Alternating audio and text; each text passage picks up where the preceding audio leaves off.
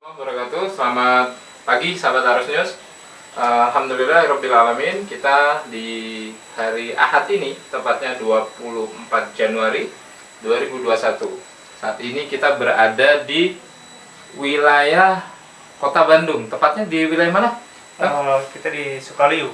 Sukaluyu. Sukaluyu, ya. Sukaluyu, Kota Bandung, Provinsi Jawa Barat. Di sebelah kiri saya ada Kang Faris. Nama lengkap siapa, Kang? Nama saya Muhammad Faris Adi Sukmawan. Biasa dipanggil Faris aja. Oke.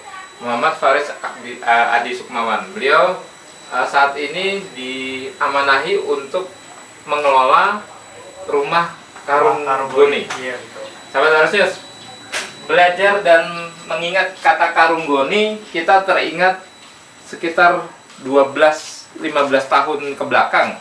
Iya. Orang tua kita pernah punya yang namanya beras jatah kali ya.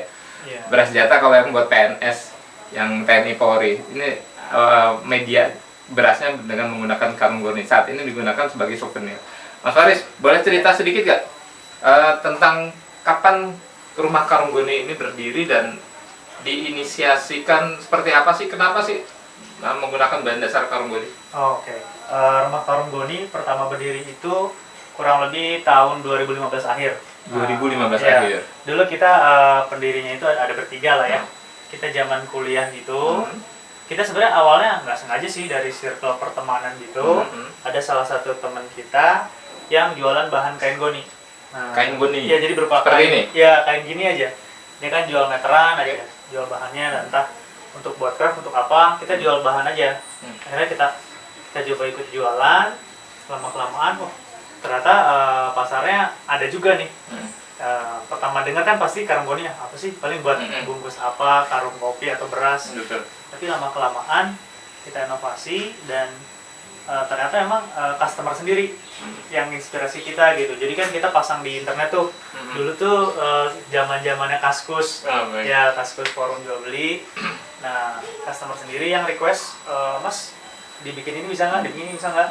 Awalnya kan kita tolak-tolakin tuh ordernya, wah nggak ada, lama-kelamaan sayang juga nih, ternyata ada pasar seperti ini. Akhirnya kita beraniin buat sewa tempat untuk produksi, tukang jahit segala macam. Pertama apa tuh yang dibuat? Pertama itu yang simple pouch kayak gini. Itu permintaan Iya, customer. customer. Pas dibuat pouch kayak gini bisa nggak, dengan sablonnya dia. Akhirnya kita buat itu, lama-kelamaan berkembang. Kita jual tas juga, sampai sepatu juga kita pernah coba. Sepatunya kita pernah coba, tapi sekarang lagi off dulu. Kita fokus di bahan baku sekarang. Unik banget nih ya.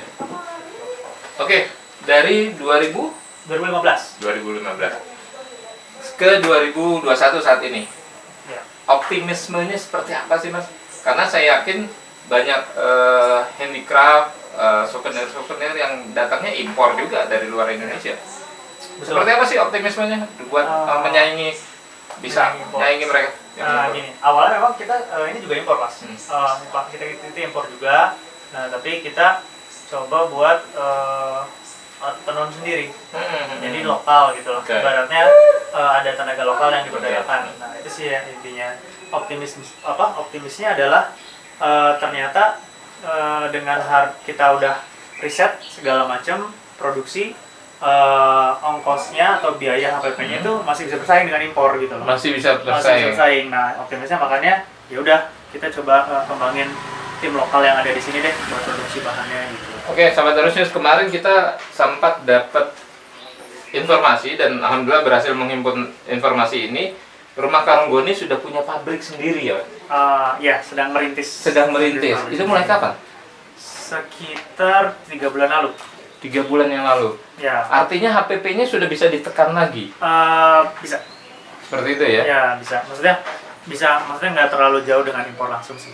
Dan kualitas kita bisa lebih bagus. Bisa lebih bagus. Nah, sebenarnya yang menginisiasi itu ketidaktersediaan barang. Jadi kan selama pandemi ini, entah regulasi dari Bea Cukai atau kementerian manapun, itu ada aturan buat kain itu dibatasi. Oke. Jadi Kain impor. Ya, kain impor datang tuh kita dibatasi, sehingga ya kita nggak ada bahan nih, akhirnya kita terdesak kan, gimana kita mau jualan nggak ada bahan ya udah. Jadi the power of kepepet. Iya, itu bisa. Baru kepepet nyambung juga ke situ. Kepepet gimana nggak ada bahan ya udah, ya kita udah harus maksain. Kita cari benangnya, kita cari pabriknya, ya alhamdulillah riset selama kemarin ya bisa gitu loh. Dan setelah dihitung ternyata ya bisa juga, harganya masuk juga dan pasar tetap butuh juga barangnya, kualitas lebih bagus juga. Oke, informasinya pun ternyata era pandemik ini menuai berkah nih buat rumah karung goni, omsetnya naik gitu. Betul, Alhamdulillah, seperti itu. alhamdulillah, omsetnya maksudnya karena ini kan pasar tetap ada gitu ya. Jadi untuk crafting itu ya mungkin orang kebanyakan di rumah, dia pengen berkreasi di rumah. Nah ini salah satu medianya itu biji kain goni ini gitu loh. Jadi ya alhamdulillah omsetnya naik selain di bus iklan dan segala macam Dan ya. segala macam. Oke, sahabat harusnya melihat usia beliau, tebakannya berapa tahun nih?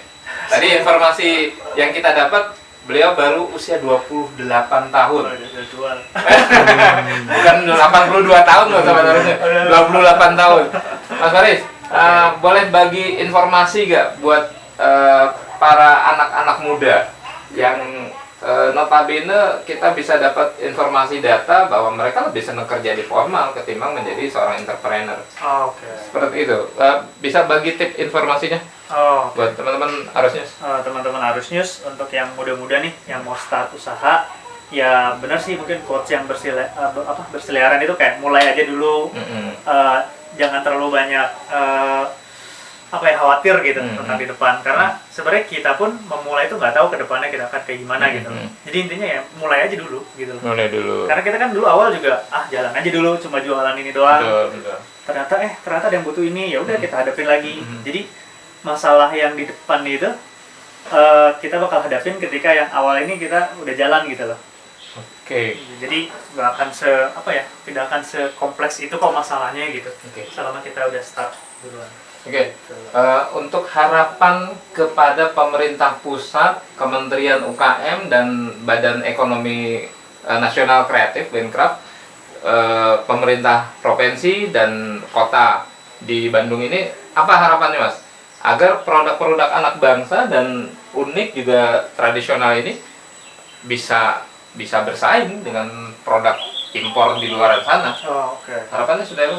Harapannya mungkin untuk lembaga pemerintahan ya, kementerian segala macam, ya mungkin sekarang pasti dari mereka sudah ada kebijakan atau program segala macam, regulasinya sudah ada, yang mungkin lebih ke dibukain aja pasarnya gitu, pasar lebih luasnya, kemana ini barang bisa diserapnya gitu loh, atau dibantu saluran distribusi promosinya segala macamnya itu. Termasuk permodalan? Permodalan juga, ya itu mungkin salah satu kendala UKM itu permodalan ya. Nah itu juga bisa dikasih pinjaman lunak ataupun support hibah gitu lah. Dan sekarang pun kan udah ada ya, udah ada yang per bulan itu, ya mungkin lebih dipantau timnya supaya memang benar-benar tepat sasaran. Gitu. Baik, sahabat harusnya itulah harapan dari penggiat UKM Rumah Karung Goni, Kang Faris. Semoga para anak-anak muda bisa menjadi copy paste yang baik. Semangatnya, lakukan dulu, jangan ketakutan, jangan sampai jadi momok dan sebagainya. Seperti itu. Dan mudah-mudahan kita doakan bersama Rumah Karung Goni yang tadinya dirintis oleh para anak-anak muda bisa menjadi pencetus, penyemangat, dan juga inisiator UKM menjadi UMK, usaha miliaran ke atas. Amin. Terima kasih. Saya Mugiono melaporkan dari Kota Bandung, Provinsi Jawa Barat. Terima kasih. Salam Arus News akurat dan mencerahkan.